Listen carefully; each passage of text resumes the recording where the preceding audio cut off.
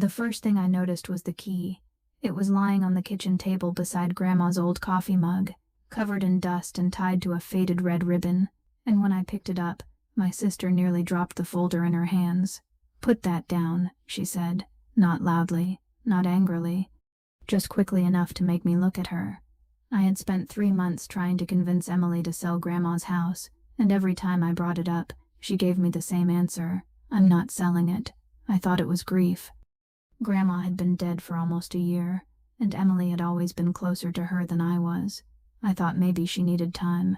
But that afternoon, standing inside the house we had inherited together, I realized there was something else behind her refusal. "Why?" I asked. Emily stared at the key in my hand. "Because Grandma told me never to let anyone open that door." I laughed because I honestly thought she was joking. Grandma had left us an old farmhouse, 3 bedrooms, a sagging porch, a kitchen that smelled permanently of cinnamon and cedar, and a basement that flooded whenever it rained. The place was worth a fortune because developers had started buying land around it. Selling would have solved almost every financial problem Emily and I had. But now my sister was looking at a tiny brass key, as if it could destroy both our lives. "What door?" I asked. She didn't answer. Instead, she reached for the key. I pulled my hand back. "Emily." Her face changed. For 1 second I saw fear, real fear, and that was when I knew the house wasn't just a house anymore. There was something Grandma had hidden from us, something Emily had known about long before I ever suspected it existed, and somehow that little key was the reason my sister had refused to sell the property for nearly a year. Grandma had always been the quiet center of our family. She was the kind of woman who remembered everyone's birthday, kept envelopes of cash inside old recipe books, and could tell when someone was lying simply by watching how they stirred their tea. After our parents died in a car accident, when Emily was 17 and I was 20, Grandma became more than our grandmother. She became our home. I moved away for college 2 years later, then stayed in another city for work, while Emily remained nearby and helped Grandma with appointments, groceries, repairs, and everything else that comes with growing old. Because of that, Emily knew Grandma in ways I never did. She knew which pills she hated taking. She knew which songs made her cry. She knew which neighbors she trusted, and which names she never mentioned. I told myself I wasn't jealous, but sometimes I was. When Grandma died, Emily handled almost everything. The funeral, the paperwork, the house, the belongings. When she called me 3 weeks later and said, "Grandma left a house to both of us," I was surprised. When she added, "I'm not selling it," I was confused. And when I asked why, she simply said, "Because it was her last wish." I accepted that for a while. Then I learned how much money we could get for the property. A developer had offered nearly twice what Grandma had paid for it decades earlier. I had student loans, a mortgage, and a business that was struggling. Emily had her own problems. Selling would have given us both a clean start. Yet every time I brought up the offer, she shut the conversation down. No. Why? Because I said no. Eventually the arguments became personal. "You've turned this place into a shrine," I told her one evening. "Grandma is gone, Emily." She looked at me for a long moment. "You think I don't know that? Then why are you doing this?" "Because there are things you don't understand." "Then explain them." "I can't." "You can't, or you won't." She looked away.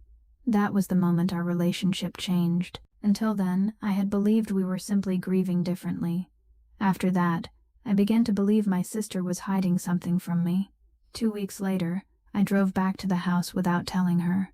She was supposed to be at work. I wanted to look through Grandma's paperwork, not to steal anything, but to understand what was happening. The house felt different when Emily wasn't there. Every room seemed smaller. I walked through Grandma's bedroom, then the study, then the hallway. I opened drawers and found ordinary things: old photographs, receipts, letters, sewing needles, a broken watch. Then I noticed something strange. On the wall beside the staircase was a faded photograph of Grandma standing in front of the house when she was young. I had seen that photograph dozens of times, but this time I noticed the background. Behind her, partially hidden by a tree, was a small wooden structure attached to the back of the house. It wasn't there anymore. I walked outside and looked toward the same spot. Nothing. Just a brick wall, and an overgrown patch of ivy. I pulled the ivy aside. Behind it was a narrow wooden door. It had no handle, only a keyhole. My heart began beating faster. I went back inside and found the red ribbon key where I had left it. When I returned to the door, it fit perfectly. But before I could turn it, I heard a car in the driveway. Emily was home. "What are you doing?" she asked. I turned around. She was standing behind me, pale and breathless. "I found a door," I said. She closed her eyes. "I told you to leave it alone." "Why?" "Because Grandma asked me to." "That isn't an answer. It's the only answer I have." "No, Emily. You know what's behind this door." She said nothing. I turned the key. She rushed forward and grabbed my wrist. "Please." That word stopped me. Not because she was stronger, not because she was angry, because my sister had never said please to me like that before. "What is in there?" I asked. Emily swallowed hard. "Something Grandma wanted protected. From me? From everyone. Then why did she leave the house to both of us?" Emily's eyes filled with tears.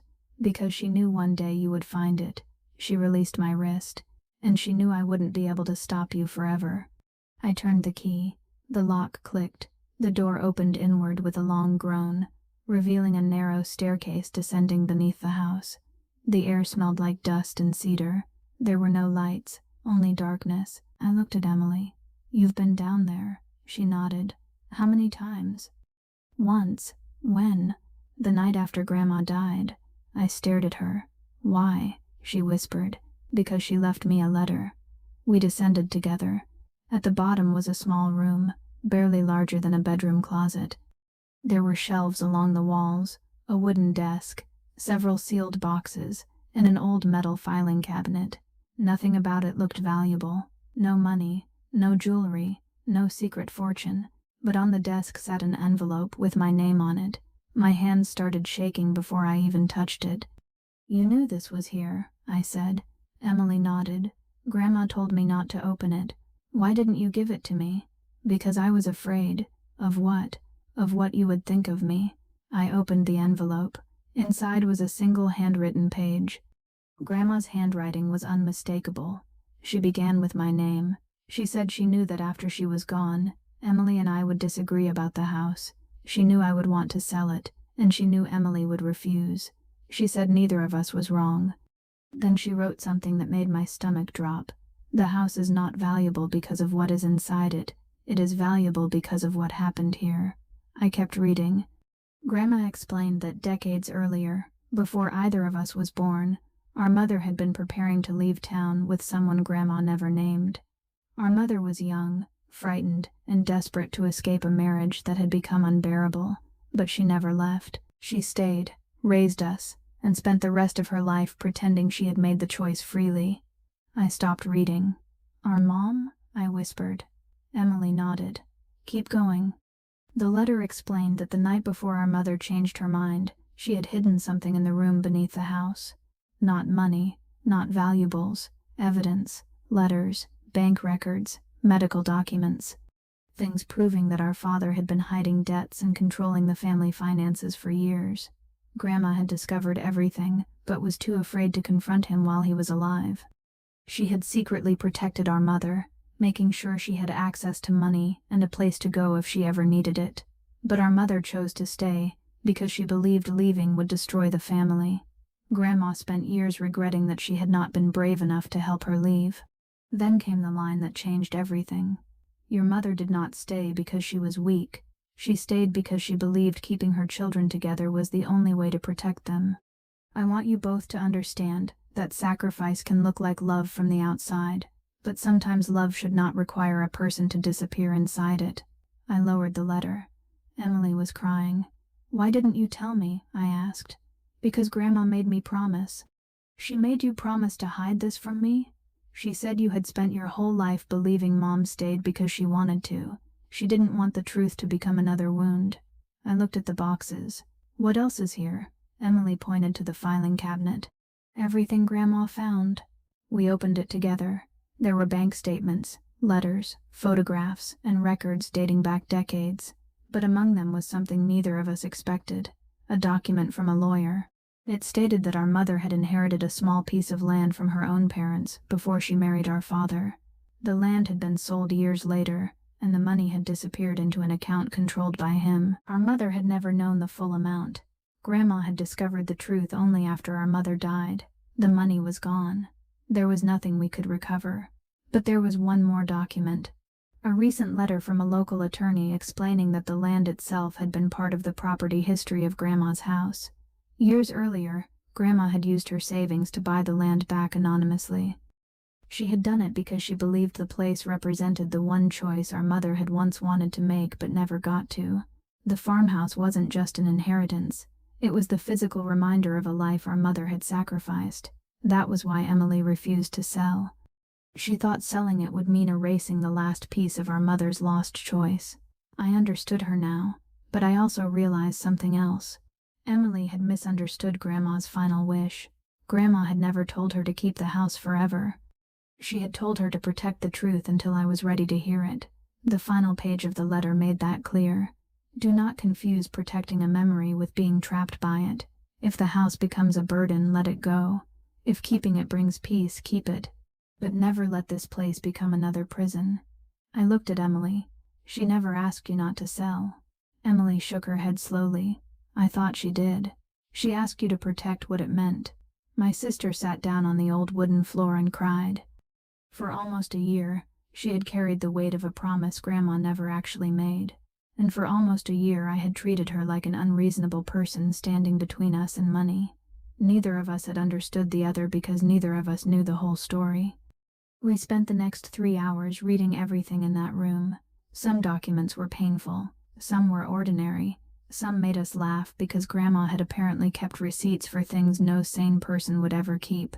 But there was one final photograph tucked behind the filing cabinet. It showed our mother standing on the porch of the house, much younger than I remembered her, holding a suitcase. Beside her stood Grandma. On the back, Grandma had written a date and one sentence. She almost chose herself. I stared at those words for a long time. Then Emily whispered, I wish she had.